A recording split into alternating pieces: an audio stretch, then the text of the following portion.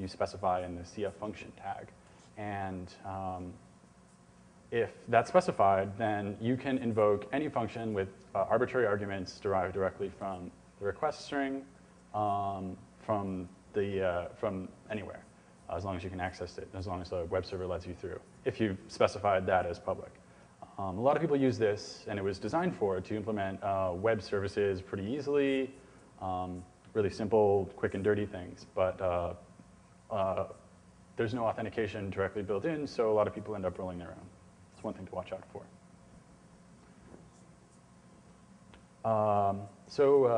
I'll talk a little bit about the kind of the internal workings of the life cycle of the request, which is all of the stages that it goes through and kind of what happens at each stage.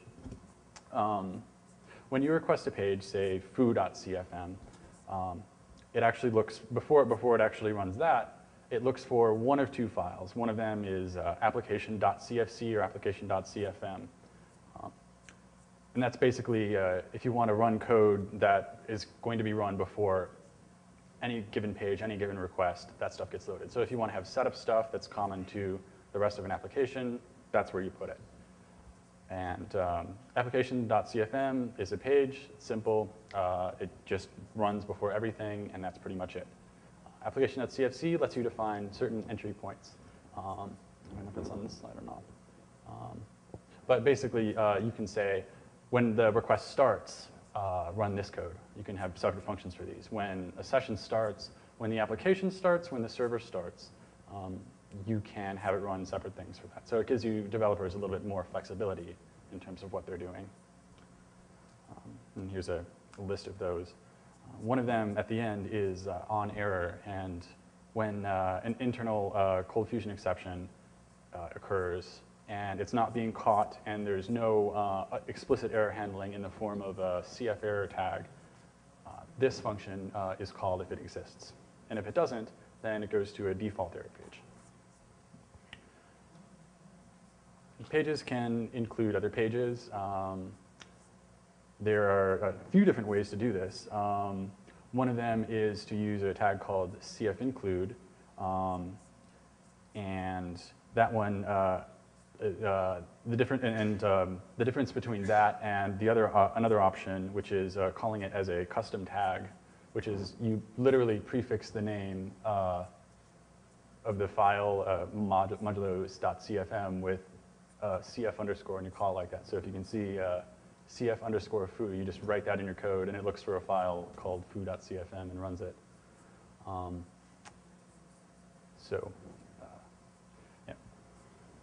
Oh, and there's like I was talking, or like Chris was mentioning earlier, there are tags for interacting with a lot of stuff. Like you want to run LDAP queries, well, ColdFusion can make that happen. Do you want to talk to a Flash applet or a Flash application? You can definitely do that. There are lots of ways to do that. Sending mail, FTPing, pretty much anything you can imagine that that was common when ColdFusion was started is in there, as well as stuff that's been added over the years. So they've added a lot to it. Okay, so now I guess we're getting into the language of or more of the semantics of the actual language. And it's, ColdFusion has variables, and ColdFusion has variables, big surprise. They are dynamically scoped and dynamically typed.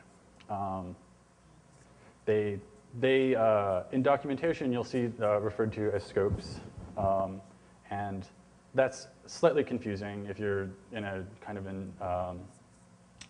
very explicit anal retentive programming language design sense, because they're not really scopes, but they are.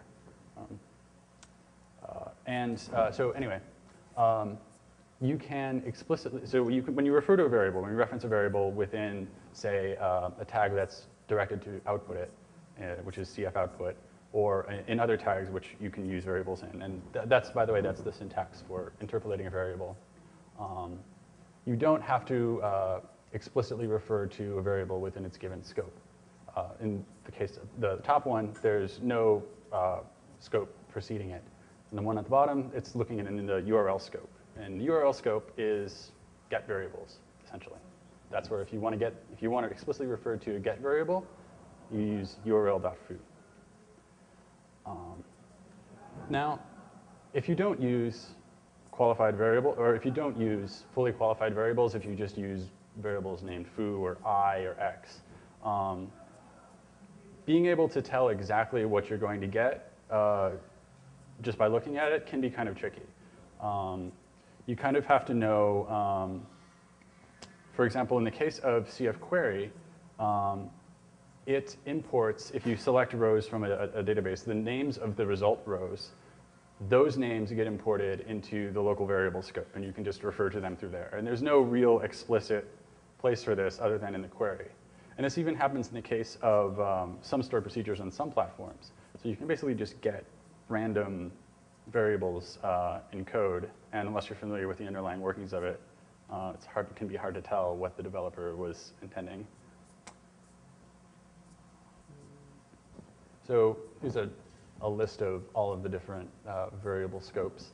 And I'm not going to go through all of these. There's the typical ones are here. A way to get variables, where to get the post variables, cookies, files. There's session data, which you can read and write to. There's application data. There's request, which is not like request in PHP.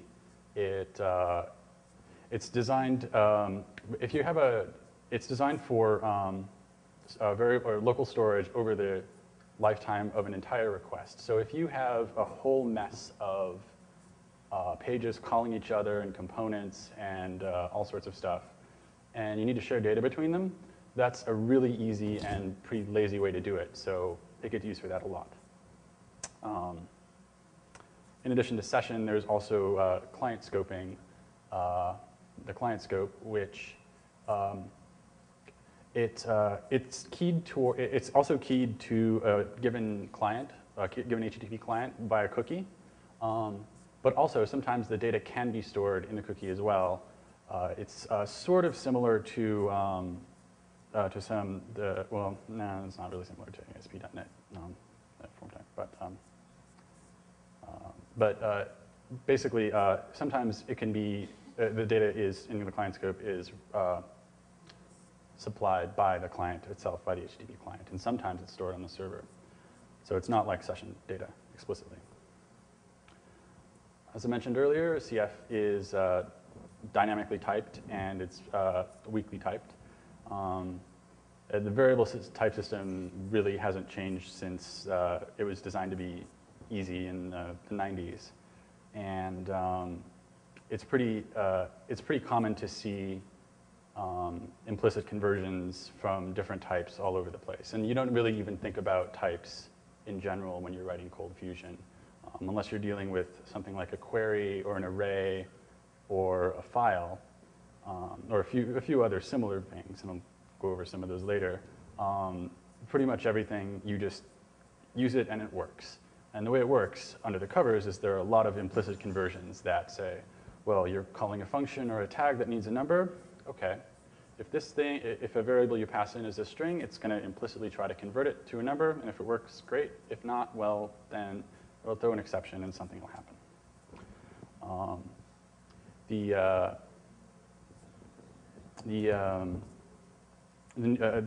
Some of the types that aren't like this are the opaque types, which are like queries, files, or yeah, HTTP queries, LDAP queries, files, all sorts of other things.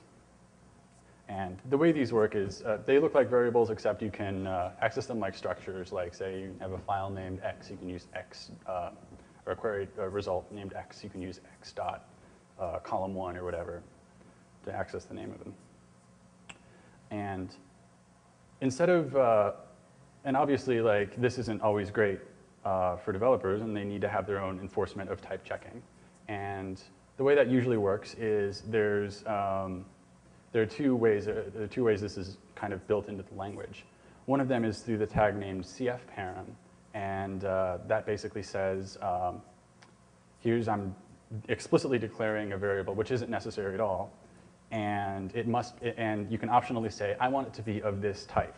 And what they mean by type isn't necessarily like there's an underlying language type. It means that can this be converted to it, which is fine. So if you say, I want it to be of type telephone, it'll try to parse that as a US NANPA phone number, so like 10 digits optionally formatted with dashes. And if it doesn't, then it throws an exception. And they have all sorts of things for this. There's a Boolean one, there's a credit card one, there's various date ones, times. There's a social security number one. Basically just to make it as easy as possible for people to just input whatever and not have to think too hard about things.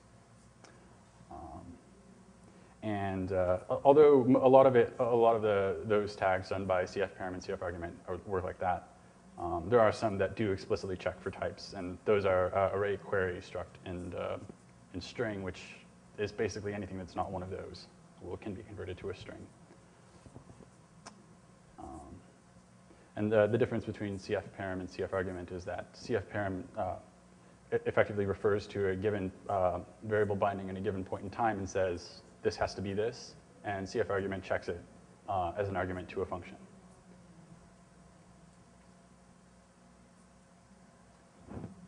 As I mentioned earlier, this is how you interpolate data.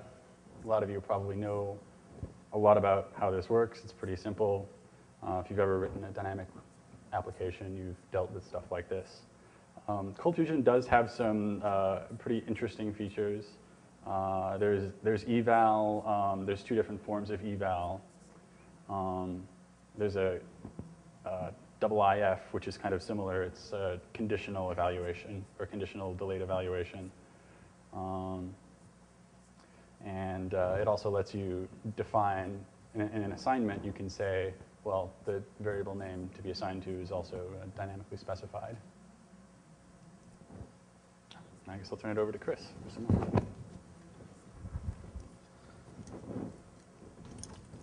Okay, so we're going to start going through things that you would do as a developer or a code reviewer or a pen tester if you're looking at one of these applications and you want to find stuff that's wrong with it.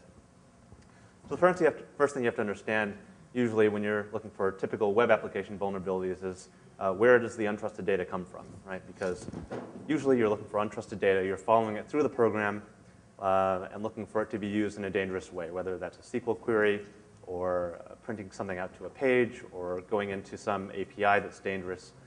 But you have to start by understanding where the data comes from. So one thing you can do is you can look for data by scopes. We had the list of scopes earlier. So URL.anything means a variable that was passed in through the query string in the browser. Form.anything was passed in the post data of an HTTP request. Cookie is probably pretty obvious. Flash comes from the Flash movie. CGI, not all of the CGI scope variables are tainted, but most of them either are tainted by default or can be easily tainted. And we'll have a slide on that later. And then some of the scopes are going to be tainted depending on how the application was written. So we talked about session scope variables or request scope. And those can be entirely clean. So the session scope could be entirely clean or could be entirely dirty, depending on what the application developer did. They may use the session scope as a place to put stuff. They may copy every URL variable, for example, into the session scope. That's a bad idea, but they may do it. So you have to look at each one of these individually to see if it's tainted. Client.anything. This is another case where you have to look at how the application is configured. So if they're using cookies, then obviously anything in the client scope is going to be tainted because cookies themselves are tainted. But if they're using a different mechanism for the client scope, such as using the registry on the server side, then those are not going to be tainted because the end user of the application can't go and control the registry. And then finally, arguments to CF functions, which are defined with access remote. Brandon was talking about that earlier, where you could access CF functions without authentication, just using the URL and a special syntax for doing so. If the access is set to remote for that CF function, then you have to consider all the arguments to be tainted. So this is a relatively complete list of all the places where you would look for untrusted data and entering a